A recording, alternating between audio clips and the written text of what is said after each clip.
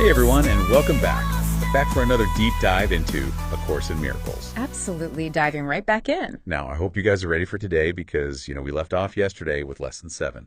All about that ego voice versus the Holy Spirit. Right. Figuring out like who's who in this whole internal dialogue, That's right. So today, we're taking that a step further with Lesson 8. We're really going to dig into this whole idea of how our thoughts about the past, how they shape how we see the world. Oh, yeah.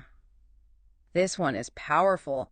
Gets right to the core of how we experience, everything. Exactly. My mind is preoccupied with past thoughts. That's how it starts. Powerful stuff, right? Wow. Yeah, I mean, right from the jump, you get this sense that the Corey is really zeroing in on something fundamental here. Right. It's almost like a wake-up call. Like, hey, pay attention to where your mind is hanging out most of the time. Exactly. And as always, I trust you've already read through Lesson 8. Of course. Got to do the homework, right? Absolutely. But even so, I think it's always helpful to hear those words again, let them really sink in. Okay, so Lesson 8, here we go. Mm-hmm. My mind is preoccupied with past thoughts. This idea is, of course, the reason why you see only the past. No one really sees anything. He sees only his thoughts projected outward. The mind's preoccupation with the past is the cause of the total misconception about time from which your seeing suffers. Your mind cannot grasp the present, which is the only time there is. It therefore cannot understand time and cannot, in fact, understand anything. Whoa, okay, so already we're getting this idea that the past is kind of messing with our perception of time, right? Oh, absolutely. Big time. It's like the Course is saying, hey, that thing you think is the past? It's not actually real. It's just a bunch of thoughts. And because we're so stuck in those thoughts, we miss out on what's actually happening right now. Bingo. That's the present moment. And according to the Course, that's the only time that truly exists. Okay, well, let's keep reading. This is where it gets really interesting. The only wholly true thought one can hold about the past is that it is not present and therefore not here. To think about it at all is thus to think about illusions. Okay, so it's getting even deeper now, right? Not only is the past not real in the sense of it being gone, but to even think about it, to give it any mental energy that's creating an illusion. It is, and I think this is where people can really start to trip up because we spend so much time in our heads, right? Right, always analyzing, replaying, worrying. Exactly, and the Course is basically saying all that mental energy we're spending on the past is not doing us any good. Okay, there's more. Very few minds have realized what is actually entailed in picturing the past or in anticipating the future. The mind is actually blank when it does this because it is not really thinking about anything. Yeah. What? A blank mind. I mean, come on, that's a bold statement. Our minds are always going, right? Right, always going. But are we really thinking? That's the question the Course is posing. Okay, I'm starting to see where you're going with this. So it's not about whether we have thoughts or not. It's about the quality of those thoughts. Right, and whether they're actually serving us. The Course calls these thoughtless ideas. They're taking up space, but they're not connected to truth. They're not connected to what is. So it's like having a computer with all this processing power, but you're just running some outdated program that isn't doing anything useful. A perfect analogy. And remember Lesson 7 about how the ego loves to keep us distracted. Well, guess what it uses? Past regrets, future anxieties.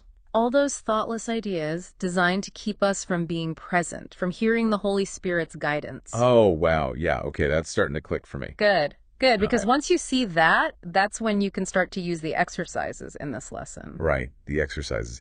They give us a practical way to start recognizing when our minds are just running on autopilot, stuck in the past or future. Yeah, simple but powerful. So here's what we do.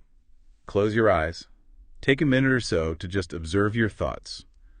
No judgment, just notice what's going on in there. And as you notice each thought, give it a name. Say to yourself, I seem to be thinking about that argument I had with my friend. Or yeah, that presentation I have to give next week. Yeah, and just keep going like that, naming each thought as it comes up. And at the end, you conclude with, but my mind is preoccupied with past thoughts. It's almost like you're training your mind to become an observer. Yeah. To step back from those thoughts instead of getting so caught up in them. Exactly. You're creating a little space between you and your thoughts, which is the key to freedom. Okay, so let's say you're feeling anxious about, I don't know, maybe you have a big job interview coming up. Classic example. You start picturing the interview going badly. You imagine yourself stumbling over your words. You feel that knot in your stomach. Oh, yeah, I've been there. It's the worst. But instead of letting that anxiety take over, you can use this exercise. Close your eyes. Acknowledge the anxious thoughts. Okay, I'm noticing I'm worried about this interview. I'm afraid of messing up.